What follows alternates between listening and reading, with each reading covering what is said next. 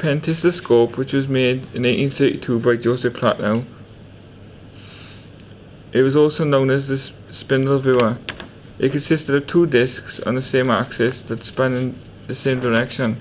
It was based on Michael Faraday's wheel. The only difference was that the pentastoscope went in the same direction while Faraday's wheel went in opposite directions.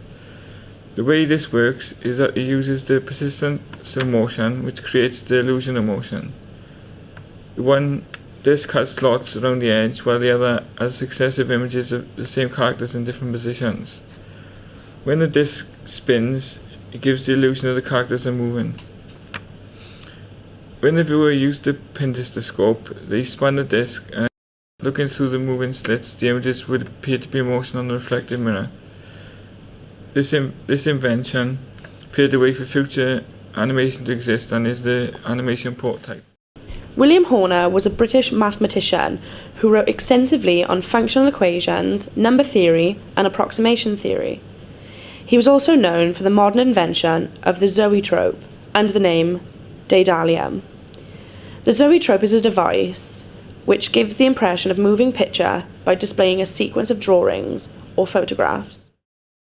When you place a strip of drawings inside the zoetrope's drum, spin it and look through the slots, and you'll see images come to life. Thomas Edison first created the kinetoscope on August the 31st, 1897, from inspiration from his assistant, W.K.L. Dixon, who previously invented the motion picture viewer. The kinetoscope was a device for moving pictures without sound. Most of the early films used for the kinetoscope usually burned out because of the film's nitric base. Luckily, he saved copies of each of his films called contact prints, one of which you can view called Fred Ott's. It could only be viewed by one person at a time and was soon replaced by overhead projectors filling a whole room. Eventually, Edison and his assistant created the Black Maria, the first film studio in 1893. He created more than 300 films at the studio, the most famous being Three Acrobats in 1899. The invention of the kinetoscope led to the evolution of film technology to what we now see today. The animator has to grasp the whole figure in order to make it move in different sections. And every time the animator touches it, of course, the fur would shift a little. Ray Harryhausen was an American-British visual effects creator, writer and producer who created a form of stop motion known as Dynamation.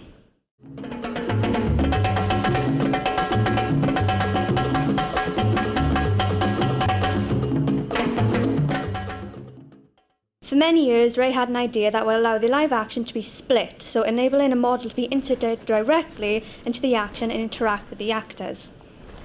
Harryhausen then spent many years experimenting in the production of animated shorts using a similar technique, such as Jason and the Argonauts and Clash of the Titans.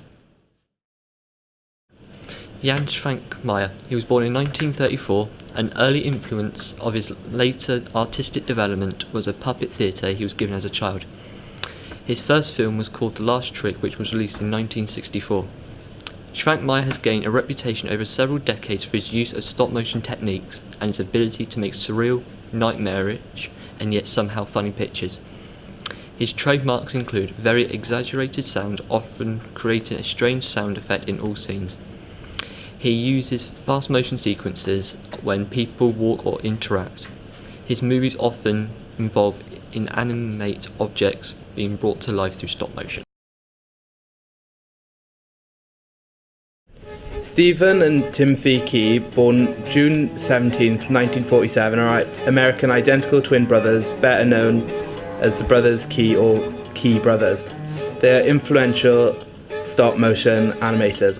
Most of their animation films feature puppets made of doll parts and other organic and inorganic materials, often partially disassembled in a dark and moody atmosphere.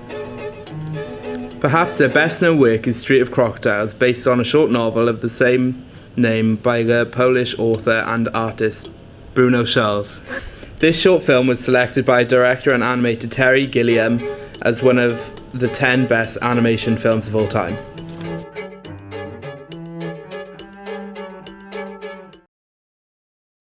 Tim Burton attracted the attention of the Walt Disney Productions animation department with his short film Stalk of the Celery Monster.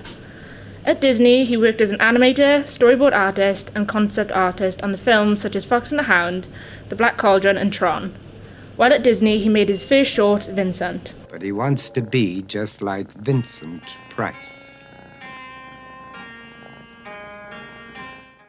It took 2 months to produce the 5-minute film. Tim Burton's The Nightmare Before Christmas, although written and designed by Burton, was directed by Henry Selick. The production had a crew of over 120 workers, using 20 individual stages. There were 227 puppets to represent the characters, Jack Skellington having around 400 heads. 109,440 frames were taken in total.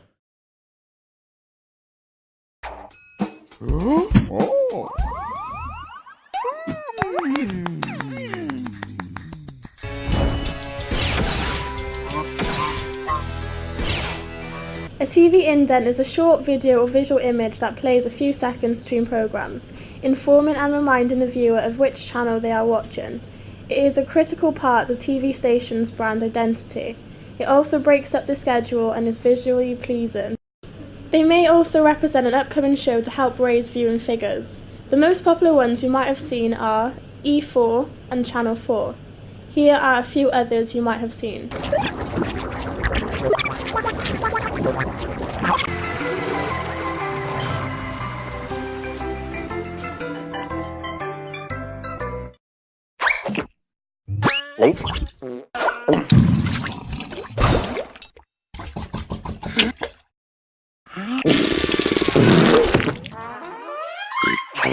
Animation has made its way out of just TV and movie use over the years and has slipped into other areas of media.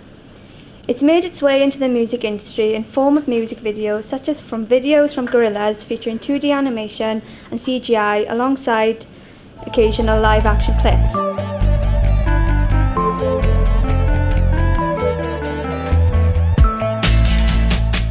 Daft Punk's 2D feature-length Interstellar 5555 and stop motion using videos such as Coldplay's Strawberry Swing and The White Stripes Fell in Love with a Girl. Animation has also made its way into the advertising, being used in ads for companies like Volvic, Honda and Sony in an attempt to make creative advertising campaigns that leave a lasting impression on viewers.